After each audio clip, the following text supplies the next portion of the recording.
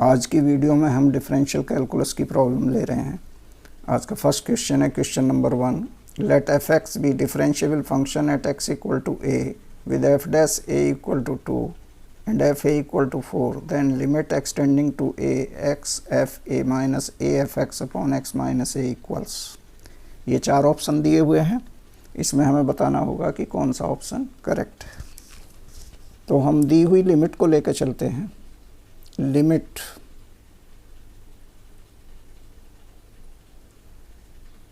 Extending to A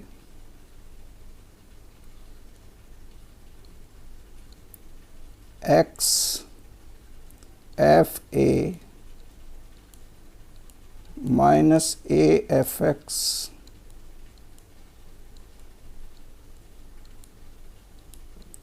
whole upon x minus A. इसमें अगर हम इसकी लिमिट ले लें तो न्यूमरेटर हो जाएगा A F A minus A F A upon A minus A, यानी ये किस फॉर्म का हुआ? This is of the form 0 upon 0। इसलिए इसमें एल हॉस्पिटल रूल अप्लाई किया जा सकता है। तो by L hospital rule this will be equal to limit extending to a x का डिफरेंशियल 1, तो 1 into F A minus A into F dash a f dash x, a constant है, whole upon x का differential हो जाएगा 1 और ये हो जाएगा माइनस का 0। तो ये हुआ by L hospital rule, by L hospital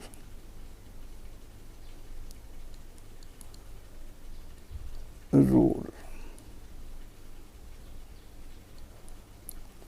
this will be equal to f A minus A f dash a. F a की value 4 minus f dash a की वैल्यू 2, तो ये इसका आंसर हुआ 4 माइनस 2a, यानी इसका आंसर हुआ B option. ये थी फर्स्ट प्रॉब्लम। अब हम लेते हैं इसकी नेक्स्ट सेकंड प्रॉब्लम। तो question number second is limit f r to r defined by fx equal to 2 sin minus pi x upon 2 when x is less than minus 1, mod ax square plus b plus x plus b when x lies between minus 1 and plus 1, and sin pi x when x is greater than 1. If fx is continuous on r then a plus b equals, चार option दिए हैं, बताना होगा कि कौन सा option correct. इसमें हम 2 पॉइंट पर कंटिन्यूटी लेके चलेंगे। और कंटिन्यूटी के लिए क्या होता है कि left hand limit function value और राइट हैंड लिमिट दोनों इक्वल होनी चाहिए, तीनों इक्वल होनी चाहिए। तो पहले हम लेते हैं limit and function value at x equal to -1। x equal to -1 पर left hand limit L H L, this will be equal to limit h tending to 0, function x less than -1 पर define कैसे है? 2 sine minus pi x upon 2। तो यहाँ लिख लेंगे हम 2 sine minus pi into x की जगह लिख लिया जाएगा -1 माइनस एच अपॉन 2। अब इसमें लिमिट ले लें, h को 0 रखें तो ये वैल्यू हो जाएगी 2 साइन पाई बाई 2, और साइन पाई बाई 2 की वैल्यू हम जानते हैं कितनी होती है, 1, तो ये वैल्यू आ गई 2। ये मान लीजिए रिलेशन 1 है। अब लेते हैं हम फंक्शन वैल्यू, यानी f एट 1। तो इक्वल टू 1 पर फंक्शन कैसे डिफाइंड, इक्वल टू -1 पर f -1। अभी हम -1 पर लेके चल रहे हैं, तो इसमें x को रखेंगे -1। ये डिफाइंड है mod ax² plus x plus b। तो ये वैल्यू हो जाएगी मॉड a इंटू -1 का स्क्वायर प्लस -1 प्लस b। और इसको क्या लिख सकते हैं, this can be written as mod a plus b -1। ये हमारा नंबर 2। दो चीज़ें हमने निकाल ली, लेफ्ट हैंड लिमिट और फंक्शन वैल्यू। अब तीसरी चीज़ निकालते हैं right hand limit at x equal to -1। तो right hand limit will be equal to limit h tending to 0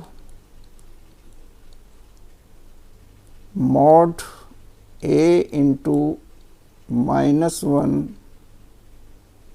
plus h whole square plus -1 plus h और प्लस का b। Limit put कर ली जाए h को 0, तो ये पहली वैल्यू a आएगी, ये -1 आएगी, ये b आएगी। यानी अब b वैल्यू कितनी आ जाएगी, मॉड a प्लस b -1। ये नंबर 3 हो गया। अब f कंटिन्यूअस है, तो 1 2 3 ये तीनों इक्वल होने चाहिए। Since f is continuous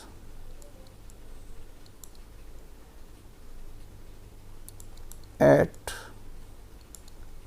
x equal to -1, we have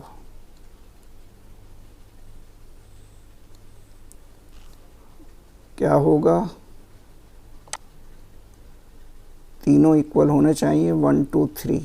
तो इससे हमें मिलेगा mod a plus b -1 equal to 2। इसको नंबर ले लें 4। अब हम आते हैं at x equal to 1। At x equal to 1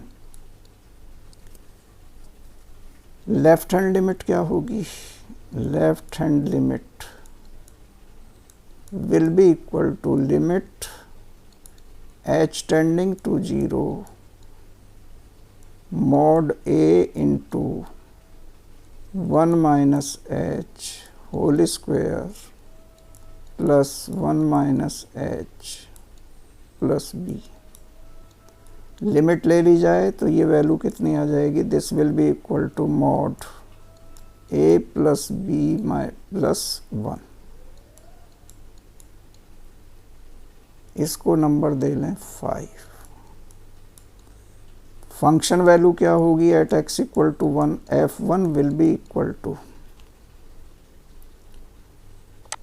x को 1 रख लें सेकेंड पार्ट पर, तो f1 will be equal to mod a into 1 square plus 1 plus b, या इसको हम क्या कह सकते हैं, mod a plus b plus 1।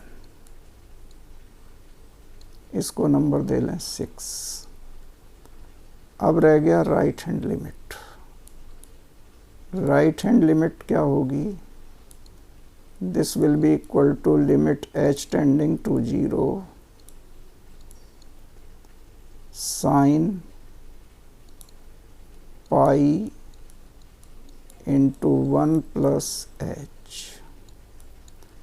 h को 0 रख लिया जाए तो ये साइन पाई आ जाएगा, और साइन पाई की वैल्यू क्या होगी 0।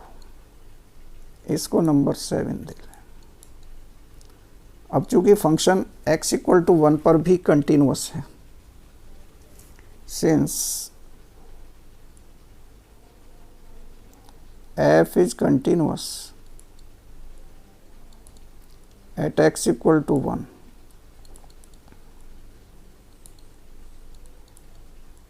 we have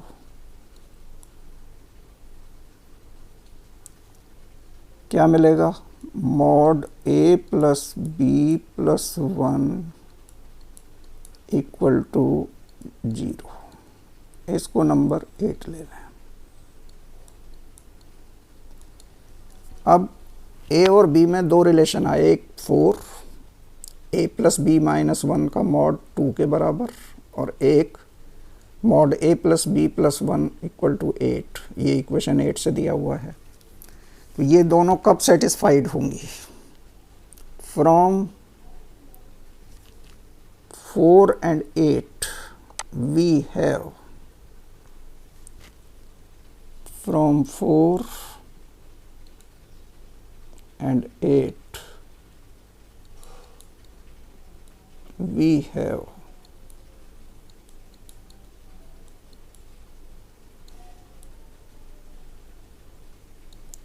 a plus b क्या होना चाहिए, -1। ये इसका आंसर होगा, ये बी ऑप्शन है।